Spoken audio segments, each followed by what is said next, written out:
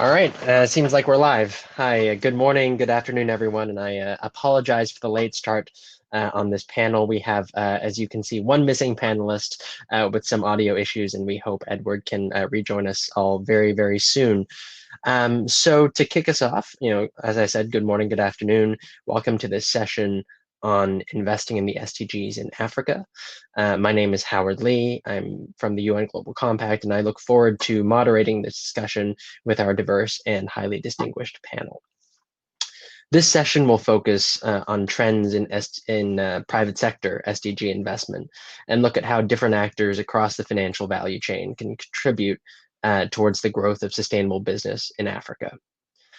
Just to give us some context, in 2017, the SDG Center for Africa estimated that a large financing gap between 500 billion and 1.2 trillion every year is derailing the implementation of the SDGs in Africa.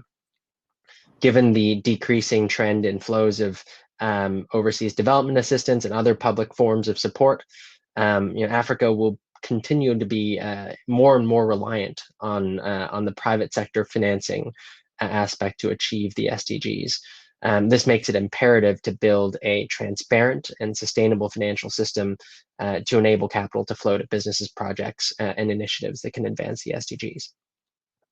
Now, we're all aware that investing in emerging and frontier markets comes with its own array of risks and opportunities.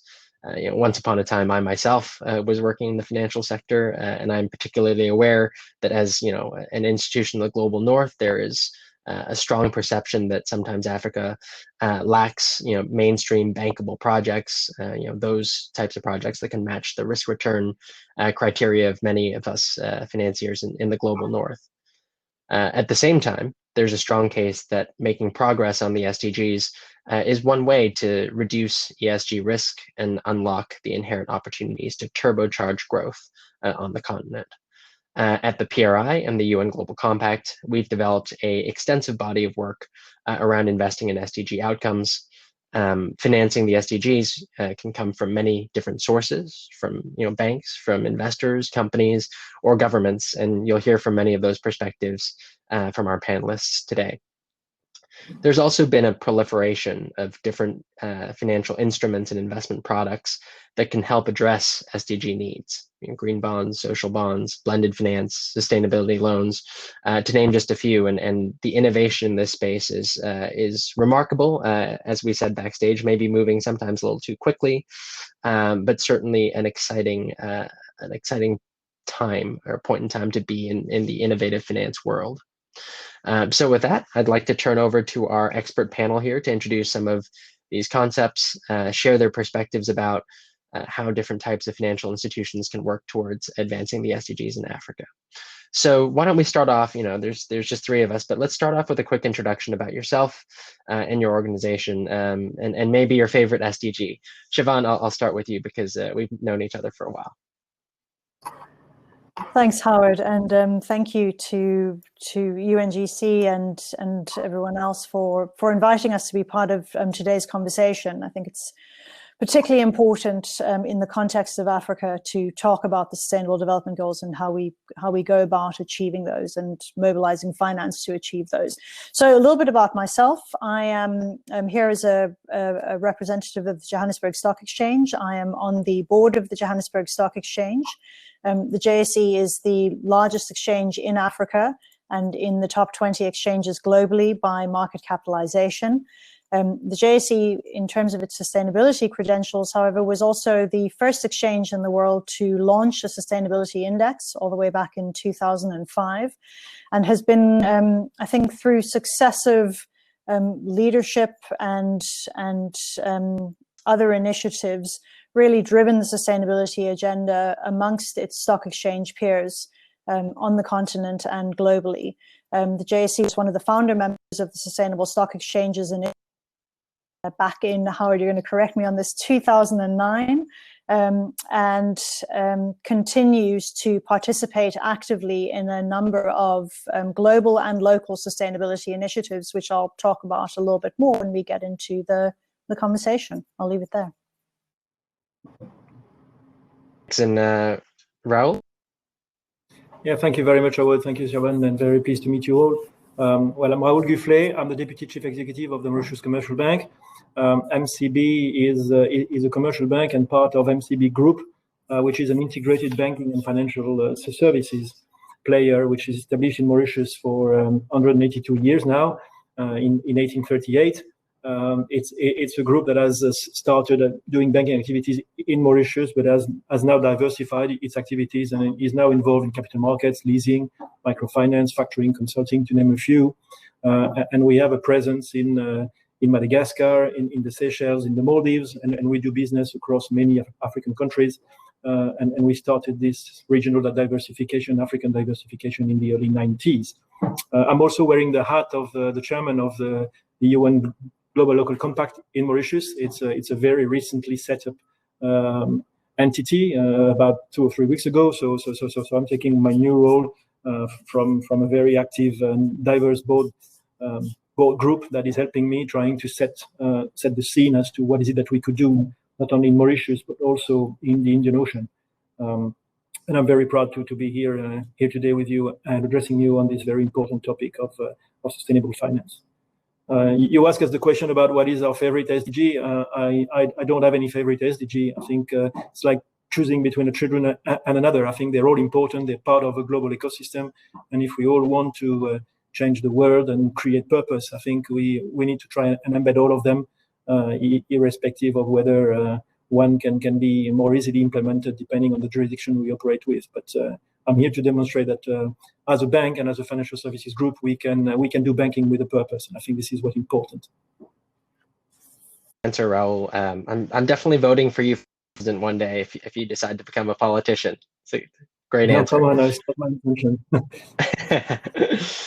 So Siobhan, you mentioned a lot about the JSE. Always has been one of the leading stock exchanges on sustainability, and as you mentioned, has been with the SSE, the Sustainable Stock Exchanges, since its foundation. As a key part of the capital markets infrastructure, exchanges play quite a central role in the market. Can you explain a little bit about how you see sustainability, how that interacts with your work, and how stock exchanges can help channel financing to sustainable companies? Sure. So I think I think it's important to sort of take a little bit of a step back and to sort of understand what it is that stock exchanges do, and therefore how they can leverage the role that they play to ensure that we channel capital to the right kinds of companies that create value in a sustainable fashion, rather than creating value in a way that destroys the environment or societies in which they operate or has a negative impact. So stock exchanges really have a number of points of intervention, and as you'll see when I get into it, they've stepped up, I would suggest, in dramatic ways over the last 10 years, really since the formation of the SSE and the work of the World Federation of Exchanges on Sustainability.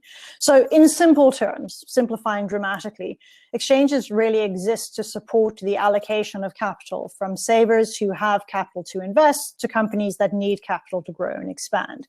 Now, in order to make decisions about where to put their money, investors need information about the performance and the core attributes of the companies that they're investing in. So when we talk about sustainable companies, really we can mean a number of things. So if we use the Sustainable Development Goals, or the SDGs, as our framing, it can mean anything from companies that are specifically focused on products and services that support the achievement of the SDGs, or it can be more generally about how the company conducts itself in the course of its business. So let's just take a very practical example. You can have a company that's specifically focused on renewable energy, right? Providing the infrastructure for large-scale rollout of renewable energy.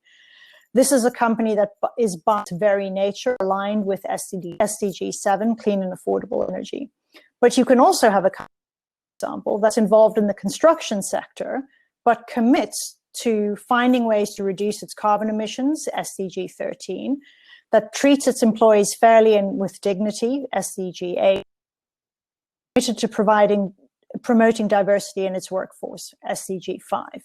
So there are a number of ways in which we can think about sustainable companies. It's not just companies that are doing green things. It's also just about how companies think about what they do and how they do it. So what can exchanges do and what are they doing? One of the first things they can do is encourage or require companies to disclose what they are doing on the sustainability front. This allows investors and arguably other stakeholders to make decisions about whether they want to put money into that company, or whether they want to buy from that company, or whether they want to work from that company. So this is something that most exchanges now, 88 exchanges that are members of the UN Sustainable Stock Exchanges Initiative, over half, 56%, have issued guidance for their listed companies around sustainability disclosure. And further than that, a quarter actually requires sustainability disclosure as a listings requirement. So companies listed on that market actually have to produce a sustainability report, disclose what they're doing. Another thing exchanges can do, which I'll talk about a little bit more just now, is they can create dedicated segments or platforms for instruments that are specifically geared towards sort of particular sustainability outcomes. And I'm sure Raoul will talk about this, but for example, green bonds issued to fund investment in renewable energy. By a dedicated segment, exchanges reduce the search costs for investors who are looking to invest in particular types of sustainable companies or products. Currently, just over a third of the SEC's member exchanges. And then fundamental level, exchanges can engage with local regulators and market participants about the importance of sustainability considerations, whether this is sort of policy advocacy or education of the marketplace. So the JSE, for example, in addition to doing all of the above that I've just spoken about, is also a member of the South African National Treasury's Sustainable Finance Working Group and an active participant in that group. So let me leave it for there. Thank you so much, Siobhan. Turning to you, Raoul, we know in terms of financial flows that traditional portfolio investment is maybe a smaller driver of financing for the SDGs in many developing markets. This puts a bigger focus on banks and non-bank financial institutions and other lenders. Can you speak a little bit about kind of what you see as your role in this market for the SDGs and how you're helping to support sustainable companies through your lending and structuring activities? Yes, of course. If you allow me, Edward, I'll start with what has emerged as far as the banking and financial services sector and industry role as financial intermediary for SDGs. And I think it's good to put a little bit of a high-level view of what are the main drivers of sustainability and ESG in the financial sector. And I think and this applies to banks all across the world, but also very importantly for African banks. And I think once we will have banks will have understood that every sustainability approach has to be guided by client investor demand, as well as regulatory and scientific developments. We will have understood it all. And I often relate to those four principles. One is the guiding frameworks, where anyway, business strategy is increasingly framed by high-level global treaties, principles, goals, and all these frameworks channel governmental, societal expectations, foster cooperation and partnership. And I'm thinking about, obviously, the SDGs, but also principles for responsible banking, the green bond principles. Then you have the regulatory developments. Those are advancing very quickly to mainstream climate risk and force all the banks to analyze all their aspects of the financial system, include risk disclosure, as Siobhan rightly mentioned, potential future capital requirements. And you see regulators in the UK, in Singapore, in Canada, the ECB as well, who have started and moving forward climate stress tests. And I think banks now, in their role as financial intermediaries, will be forced to actually just embed this into their whole strategy going forward. Obviously, investor pressure, you mentioned it's stubborn. Investors are partnering to drive forward climate-related initiatives. They help steward companies for low carbon transition. They set standards. And there are also methodologies now in carbon accounting that are deployed by NGOs to measure carbon emission. And those are now associated with portfolios, which are being adopted by the financial sector. So once we have all those pressures for banks and heavy industry to set those targets, we can actually just see that one must look at the SDG from a very holistic approach on how banks are going to help the development of African countries. Obviously, the financial sector has to play a critical role to steer capital flows for SDGs in Africa, but sustainable financing in Africa is very mature and products are not yet adapted. You mentioned social bond, green bonds. It is yet to be proven in other countries that are not yet as mature as for itself. And it's a pity our friend from Ghana is not here. He could have been speaking about it. But it is true that banks have a very significant role to play because they can send very strong messages. They can set up policies, engagement which drive SDG consideration in financing, devising exclusion lists, which consider irreversible social, economic impacts, environmental impacts, such as child labor, forced labor, destruction of biodiversity. But they also can influence public sector. And with the pool of information that banks have on all those sustainable finance products, they can consider development of new products that support the financing of SDGs and assist different industries in adopting long-term change, because I think it's a long-term decision that banks have to guide for the development and implementation of SDGs in Africa. Fantastic. Thank you, Rowan. And we'll definitely dive into some more of those topics as the panel goes on, I think. Turning again to you, Siobhan. So you mentioned a few of the ways that stock exchanges can help further sustainability. I know that the JSE has been, one of the first to launch separate bond segments. It's been one of the first to have, indexes and listing segments for sustainable companies. Could you, on the product side or the services side, I guess, could you talk a little bit about what the JSE does and how that's helped, kind of push the barrier as far as the SDGs goes? So a few things. So I'll talk a little bit about the JSE's sustainability segment shortly, but just to go sort of back in time a little bit, as I mentioned, the JSE launched its sustainability index in 2005, and it was the first stock exchange at the time to have a sustainability index. There were other indices, but they weren't a stock exchange created. They were run by index providers. So the JSE was the first stock exchange to do it, and the JSE took to I find this background is sometimes interesting. The JSE took two decisions in relation to its index over time, which I think talk to some of the things that Raoul was talking about in terms of readiness and building capacity and readiness. So one of the first things that the exchange did was it decided it wasn't going to launch an ethical index, which at the time was a big deal because most of the indices around at the time were ethical indices.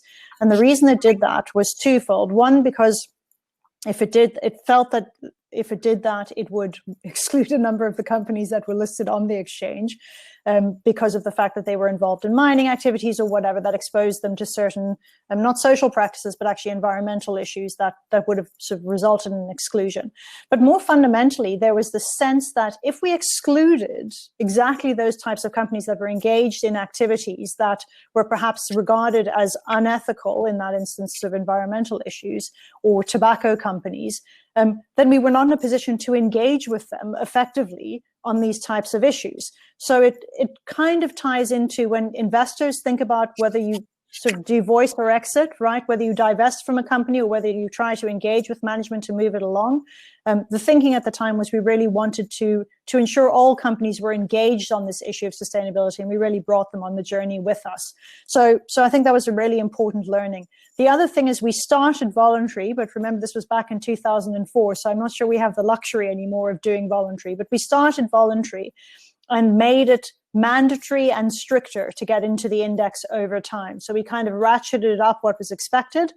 We expanded the sort of universe of companies that fell into the index and what was required in terms of participation, but then made it mandatory. And then at some point in time moved to only looking at publicly available information, because our sense was that this was information that should be available to all stakeholders, not just people who were creating an index. So that's the index. We launched a green bond segment, a dedicated green bond segment in 2017, at the end of 2017. And essentially what a green bond segment is, people sometimes sort of are a little unsure about what it is. It's what it does is it takes, as a minimum requirement, you have to meet the requirement to list your bond on the exchange. And then in addition, you have to meet requirements in relation to how the proceeds of the bond are used. So are they used for sort of, it's called a use of proceeds, but are they used to sort of promote green outcomes or green objectives? And again, we used a model which is used in other jurisdictions, but tailored it for the South African market and the specificities of the South African market.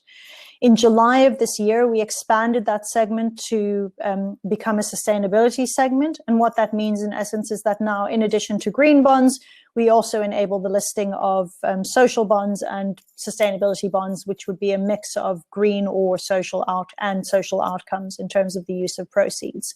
And we've got 9 all green at the moment, bonds listed in that segment at the moment.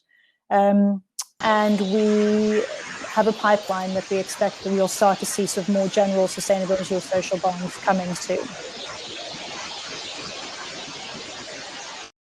We have Edward now on the line, although there's still a little static in the background. So while you're working out those audio issues, I'll move on quickly to Raul, and then hopefully we can get you introduced. Raul, so another question for you, and I think this builds on what you mentioned earlier about the portfolio. What are some of the techniques that you as a bank use right now to minimize ESG risk and maximize your exposure to positive impact across your portfolio? Oh, it's a very interesting question, Howard. I'll give you a few examples of what MCB is doing, and then I can talk about what other banks can do. We as a bank are a voluntary of the Equator Principle since 2012, and we. I take the example of SDG 13 climate action, where we believe that bank can play a significant role in accompanying borrowers on their green decarbonization journey by providing access to finance and answering systematic change towards low carbon technologies. This talks a lot to MCB as a small development island nation, where obviously you will understand that we are ranked in the top 10 of the countries that are most exposed to natural hazard and with higher disaster risk by the World Risk Report. So having said that, we believe, and this is the message we've been trying to convey to our clients and to our foreign subsidiaries in the Indian Ocean, that carbon neutral Mauritius is possible by 2050. We even saw that as an opportunity rather than just a series of constraints. We recently launched, as part of our Success Beyond Numbers initiative, which I can talk about. It's really towards becoming a bank with purpose. Some climate engagement in February 2020, whereby we committed to stop the financing of a new thermal coal fired power plant in Mauritius. And we allocate a budget of 1 billion rupees, which is per year for the next 3 years to finance every eligible project that will transform the country towards a new carbon economy. So what we're trying to do is really reorganizing ourselves to include dynamics, a real dynamic with a dedicated sustainability team with cross-functional roles to ensure the integration of sustainability practice in our businesses, but also in the businesses of our clients. We analyze their portfolio. We develop focus areas, strategies, commitments to force our borrowers to align to the SDGs. Every new project we finance, we identify the ENS risks, and we consider them together with, at the same time, the credit worthiness in the approval process. For every project that we've identified significant risk and conditions to implement environmental social management system, we ask them to actually set up mitigation measures so that we align in the facility agreements those SDGs. And I think that this is what banks should do. I think banks have to strengthen their internal governance to ensure not only but their client transparency and accountability across all levels. And once we will have done that, we will have ensured impactful activities, whatever the sector we are financing. And I think this is to me the key in making sure that banks will have an impactful an impact on whatever we want to achieve in the sustainable space. Edward, let's see if we can turn to you now. Can you hear us?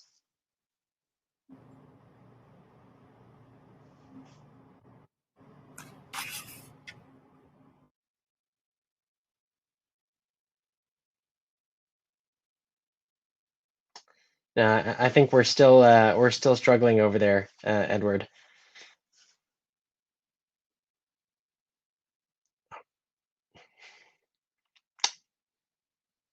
All right. So while we're still working that out, let me turn back to Siobhan.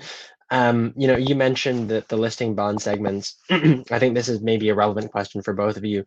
So just for background, the Global Compact has created some publications on SDG bonds and how fixed income can help enable the SDGs. We had some substantial successes in the last few years, most notably the Italian utility company Enel issued the first SDG linked bond, which was based on a white paper that we wrote in our sustainable finance initiative about in 2018.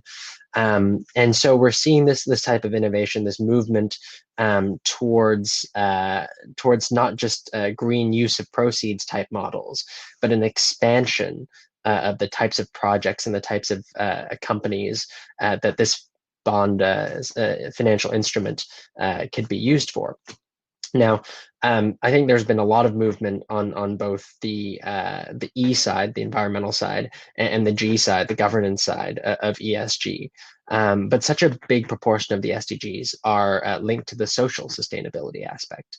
And some of the companies, especially, that are best placed to make progress on the social sustainability aspect are also, not necessarily big issuers in the bond space. And we have seen kind of globally social bonds taking off this year with, again, hundreds of billions in new issuance since the pandemic alone. But focusing on just the social element here, how do you think the finance sector can kind of increase its emphasis on that and support that? What do you need as well in order to help us achieve that? And I'll start with. I was going to say, who are you throwing that at first? So that's a question, and I'm going to be somewhat answer, and it's astonishing that this year has been so long that this is already a cliche. I think one of the things the COVID pandemic has taught us is that social issues are fundamentally important. And I think that, to the extent that anything good has come out of it, one of the good things that has come out of it is this realization of the need to focus on social issues much more fundamentally than we have been doing historically. And I would say that this is true in developing countries, where hopefully we had that understanding. In some senses, I think we had that understanding to a certain sense, much more so. But even in developed countries, I think that is fundamentally understood. I think the other thing, though, that has come out of the pandemic is an appreciation that of the interconnectedness of issues like climate change and social issues, like biodiversity and social issues. So whilst we talk about the SDGs, obviously they're discrete SDGs, but we all recognize that they're mutually reinforcing, right? And that you can undermine the achievement of certain SDGs by not delivering on some of the SDGs. So whilst, companies or actors focus in on the SDG where they think they can have the biggest influence, we kind of need to get the whole package right. Otherwise, it starts to unravel. So where does this get us back to? So in fundamental terms, obviously we need data and information, and we need understanding of impact. And I think one of the things we've perhaps battled with to a certain extent in the social side is understanding impact in the same way as we do in the environmental side. So if we look at, for example, what's happening in the EU with their taxonomy, so that's an attempt to try and create a framework that investors can use to direct finance towards environmental outcomes.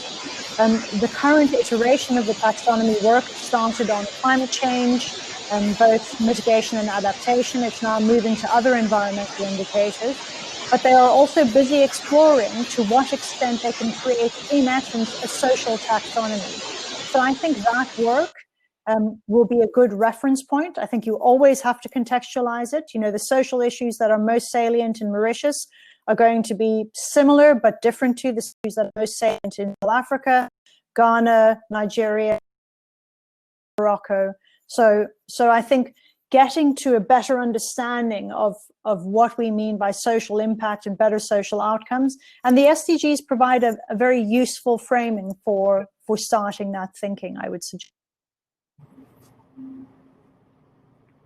I will concur.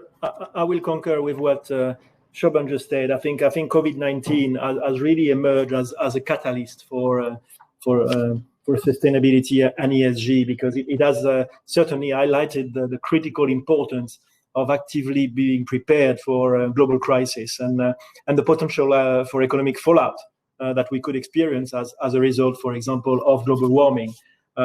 You talked about data, you talked about impact. I think those are very, very pertinent points, so I'm not going to elaborate on that, but I would rather talk about, as far as African banks are concerned, or the financial services sector in Africa. And again, I will distance it a little bit from South Africa, which is much more mature, Siobhan, if you allow me. I talk about convergence, congruence, and partnership, because for me, there is no standalone business for a bank in Africa, depending on the country where it is. And again, it's a pity Edward cannot talk about it, because yes, African countries need to overcome the barriers to financing of their ESG strategies. But the problem is that when you look at the fact that the annual requirement for the implementation of the SDGs across the world is about 5 to 7 billion, African banks are not going to be able to achieve it on their own. There is a need for funding, and I think this is where DFIs or financial institutions can come in and play a significant role. At MCB, for example, we've been in partnership with the Agence Française de Développement, the AFD, for a very long time on their Sunref line since 2009. And we have so far very successfully financed more than 77 million euros, primarily across Mauritius. But this partnership has really enabled us to build our own internal ENS framework, understand the appetite for green projects locally, and also develop a pool of expertise to assist our client, our teams, in understanding sustainability aspects of the project. And I think once you reckon that there is a need for sustainable finance to be integrated into core banking businesses process, it might not be suitable for all types of banks, because not all the banks are equal in front of their funding structures, resources, and some of their initiatives are not completely adapted to enter these not so profitable markets, and especially considering the fact that there is high levels of risk. So what I mentioned is that, yes, it is important, but not everyone is equal towards its capacity to implement sustainable development strategies, and especially on the African continent. Fantastic point. Thank you very much, Raul. Edward, I don't know if you can now hear us.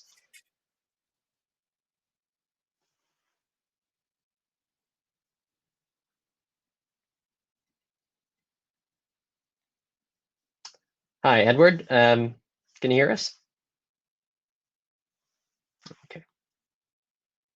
All right. We'll give him another few minutes, and hopefully we'll get to hear from him at some point during this session.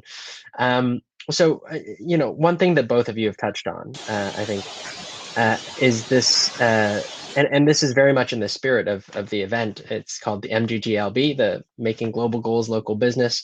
And one of the points that you've touched on is this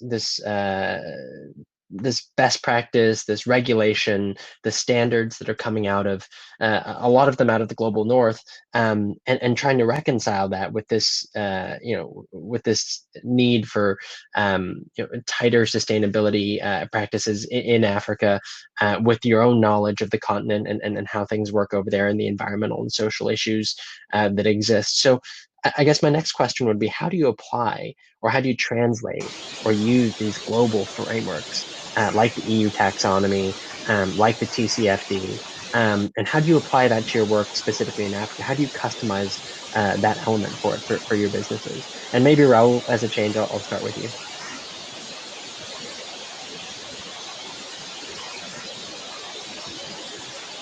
Raul, I think you're on mute.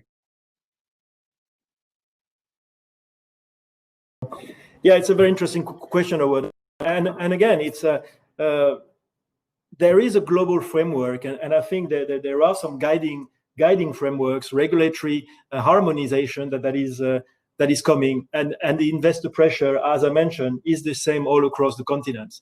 But as far as Africa is concerned, I think what is going to be the most difficult topic to address for African countries is how is it that they're going to be able to simplifying the way they address those sustainability issues for the companies. And we talked about it earlier on, but there's been an announcement by the IIRC and the SASB to merge into a major step towards simplifying the corporate reporting process, whereby there will be in value reporting that there will be a way to provide investors and corporate with comprehensive corporate reporting framework. And I think once banks will have that, they will be able to better address the funding needs of their customers. I don't know if I'm addressing your question properly, but I think it all boils down to getting global harmonized corporate standards that banks and financial providers of finance are going to be able to assess and benchmark when it is about choosing who is it that they are going to support, or who is it that they're going to provide finance. And I think it's going to be the same when a company wants to list a bond. We are engaging at our level with DFIs to position ourselves in this very, very fast-moving space. And again, we also see the emergence of sustainability-linked loans to support ESG integration in financing at lower rates. But at the same time, the data that is available today for African countries is so poor or not so exhaustive that it's very difficult for an investor to make a decision as to who is it is going to support. And just to drill down on that, you mean when you mean the sustainability, the state of sustainability data overall? Yeah. Okay, fantastic. So it's very early days. It's very early days for integrated reporting for banks in the sub-Saharan African continent. I mean, we published our integrated report, our first integrated report last year, and we are just at the very early stage of assessing what is important information that needs to be conveyed. So we benchmark ourselves against top-tier European banks, but we are not in such an advanced stage as to the information that we can provide our investors with. So I believe that it's probably even more difficult for a bank in Ghana, or for a bank in Nigeria, or for a bank in Egypt to actually get a common set of standards of reporting for an investor to make an informed decision as to which is the bank that he believes he will want to partner with, because of the pressure that they also get from their end. Fantastic. And when you talk about the relevant information, I think this is an interesting point, perhaps for our audience. There is this emergence of almost two streams of what we call materiality in the reporting parlance, and we're seeing this if you want to call it a divergence or a clarification right now. But you have, with the merger of IIRC and SASB, and potentially CDSB in that mix later on as well, one track that's very focused on what I'd call enterprise value creation, focusing on how that those ESG risks affect meaningfully the financial position of the company. And then you have a broader track, which many of our Global Compact signatories do follow, led by kind of a GRI definition of materiality that is a little broader, that also looks at the company's impacts on people and the planet, and takes more into account that kind of broader sustainability footprint, and is intended for use by many stakeholders and not just shareholders. So there are those two sets of tracks. Both obviously have a very important role to play in the sustainability landscape, and so I thought it was very interesting that you pointed that out, Raul. But Siobhan, back to the original question. Any thoughts on? But I don't want to go back to the original question, because you and Raul have opened up a very interesting avenue of discussion here. I mean, I would suggest that. So just continuing those developments. I mean, we've also seen the announcements by GRI, SASB, CDSB, CDP, and the IIRC.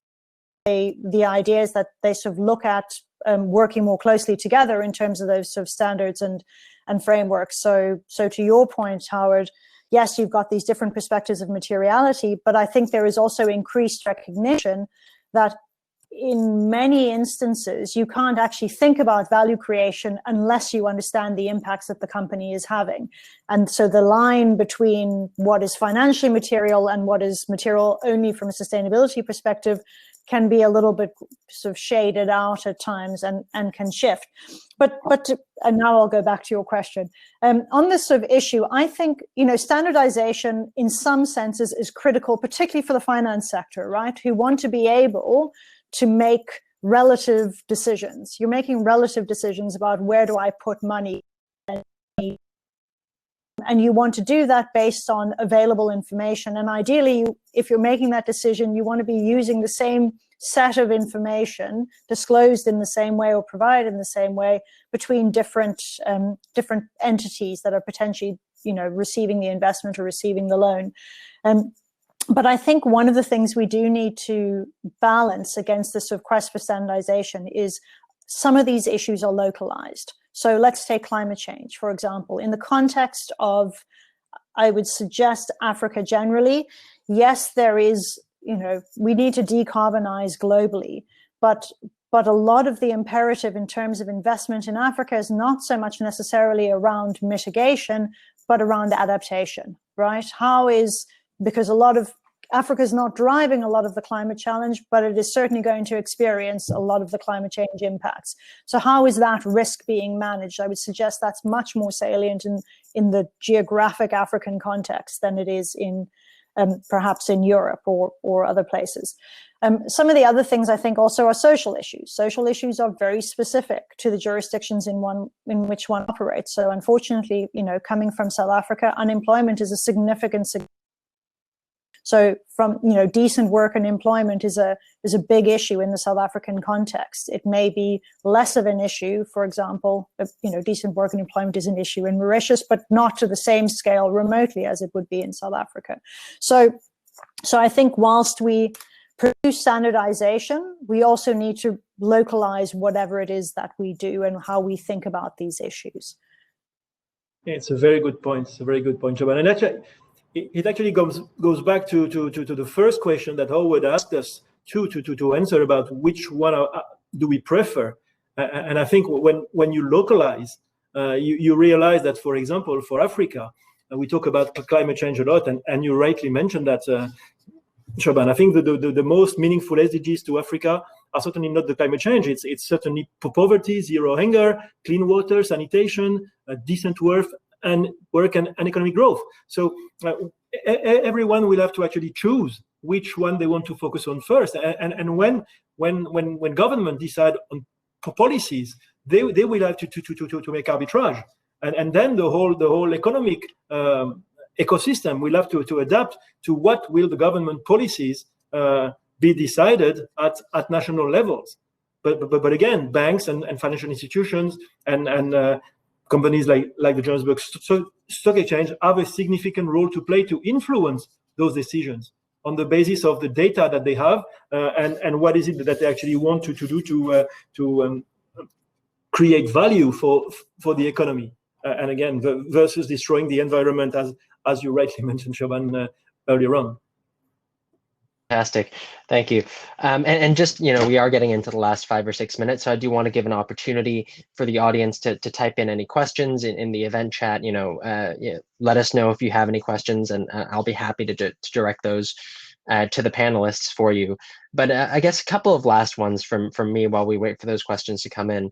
That was an excellent point, I think, on the standardization versus localization issue.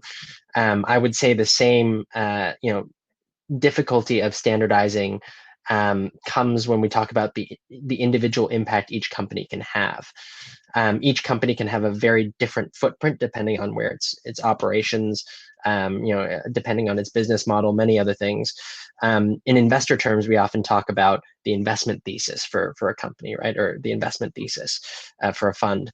And one of the concepts we've tried to develop here at the UN Global Compact is actually this parallel idea of an impact thesis for a company, right? How does a company look at itself, look at its operations, look at its footprint, and determine where it can have the most impact, and therefore how can it sell in a way that idea to ESG-oriented investors around the world? So I think that's a very, very relevant point. But for my final question, I do want to turn to the future a little bit. What do you personally see, given all the issues we've discussed, and I think we could go on for many more minutes discussing them, but what do you kind of see as the biggest roadblock right now to achieving the SDG financing needs in Africa? And where do you see as the biggest opportunities? Not necessarily for yourself, but if you had to solve kind of one issue, whether that's the issue, the data issue, or the regulatory issue, or whatnot, how would you go about characterizing those the biggest wins, if you will? And maybe Siobhan, I'll start. I feel like that's a question I would have quite happily let Raul go first. So I'm not going to, I'm going to answer it from my perspective, because so this is not necessarily the biggest where I think the exchange has a potentially a role to play. So in this context of funneling money to more sustainable outcomes, I think one of the greatest challenges we face, and I'm going to speak for the continent here, so I apologize, but is scaling getting the necessary liquidity and scale of funds to address these issues. And Raul spoke a little bit about the need to sort of crowd some of that in, and but some of these issues, it's very hard to crowd in private sector investment because the financial return is challenging to justify. I go back to climate change adaptation, right? It's really hard to mobilize private sector funding for adaptation because there isn't a sort of a clear revenue stream associated with it. So getting to the sort of necessary liquidity and scale to enable the sort of financing to happen, I think is one of our greatest challenges.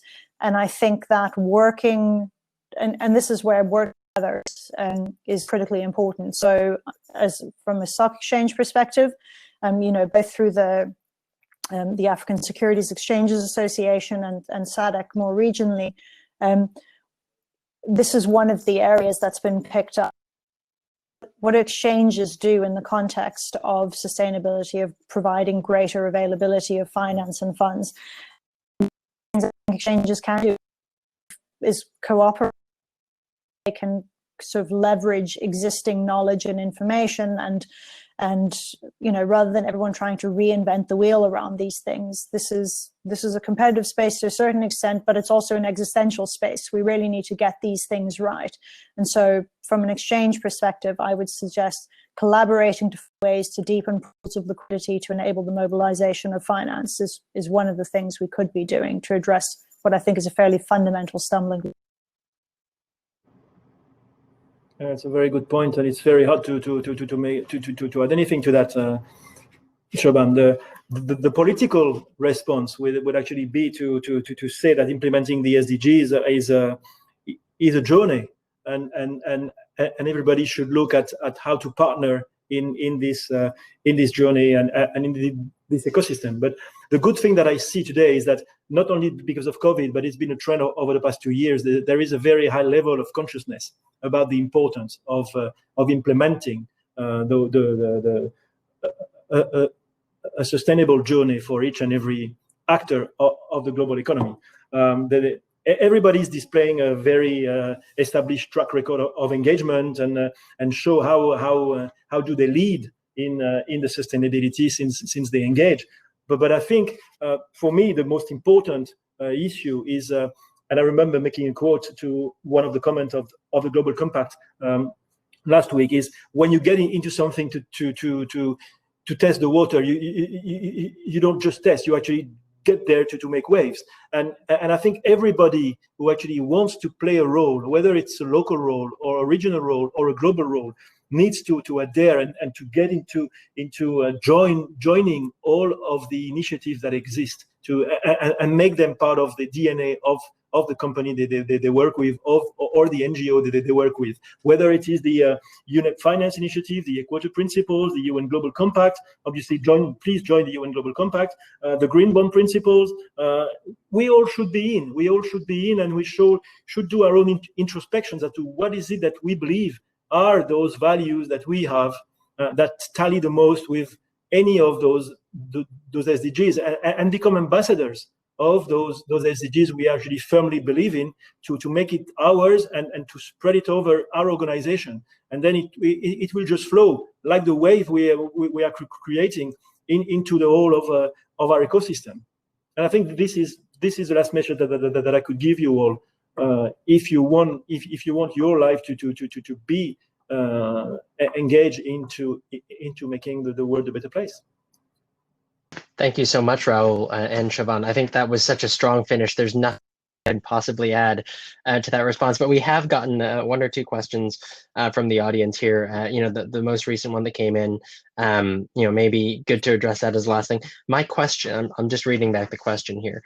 My question is, do we have financial institutions that are ready to invest in the SDGs? Here in Africa, I have not seen any FIs that focus on SDGs rather than profits. And I think to the individual who asked that question, we've heard many examples today already about how different institutions are in fact investing in the SDGs in their own different ways. I think one of the concepts, again, developed at the PRI and the Global Compact that I'd like to turn your attention to is you know, we have a very narrow view right now of what investing in the SDGs means, right? It typically, people think of direct investment, portfolio investment, of investment allocation, asset allocation, and so forth. And in fact, there are many different activities that institutions can do to integrate the SDGs into their, you know, kind of investing and financing activities.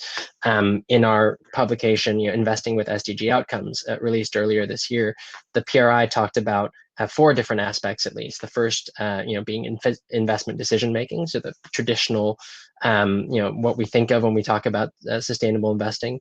The second is around stewardship, so actually dialoguing, working with your investees, you know, talking with management and trying to push along proposals that make the company more sustainable. Third is engaging with policymakers, right? So we touched on policy and regulation a little bit today. And you know, obviously there's a lot that institutions can do in this space to collectively move the needle at a policy level. And finally, you know, transparency, disclosure, and reporting, you know, also at the investor level as well as the company level, very, very critical. And all, you know, in our characterization should be classified as, you know, as impactful SDG investment, you know, techniques. But I guess I'll give the last word to both of you, Siobhan and Raul. Maybe Siobhan, will start with you. You know, are we ready to invest in the SDGs? And what are your final thoughts on that topic? Yeah, so I mean, we started this conversation backstage and where we were sort of talking about how fast the space is evolving, and in, you know, just in the space of a year, I personally have seen a sort of fairly dramatic shift in just in the language about how we talk about sustainable investing or responsible investing, from, you know, very much kind of ESG integration finally become mainstream, but it was about risk and opportunity, to really much broader thinking about, you know, what is the impact that we're having in the investment that we're doing. And this is for mainstream investors. You know, this isn't the sort of impact investing category. So I buy the proposition. I think that parts of the African continent and the finance sector on the African continent are still getting to grips with this. But I think it's an education issue. And I think relationships with international banks and international asset managers, all of whom are starting to engage with these issues, either willingly or because they're required to by regulation, will drive this agenda much more rapidly. But I think it's incumbent upon those of us who are sort of active in this space and have a sort of an appreciation of why this matters, to have these conversations, which is why when I spoke about one of the things that exchanges do is they drive these conversations, right? They educate the marketplace, they convene these conversations, they participate in these discussions. And UN organizations like UNPRI, UNGC are also helping to drive this conversation across the continent. So, and just on the one point, you know, financial institutions and companies have to make a profit, right? Because if they don't make a profit, they go out of business. So profit is not incompatible with sustainable outcomes. It's just how that profit is generated. And I think we're becoming much more thoughtful about how profit is generated. And that's ultimately what we want to get. Yeah, that's a very good point, Shoban. And I will return the question to the individual who actually asked us whether we are ready to invest in sustainability. And I will ask him, are you ready to leave the engagement of sustainability? Because it's not just about investing. Every financial services group, and we at MCB, we are providing lending facilities, as I mentioned, at subsidized cost for every green energy. We actually have created funds, or we actually outsource with some fund managers to provide some green funds for our private banking investors or high net worth individuals who actually want to invest into funds.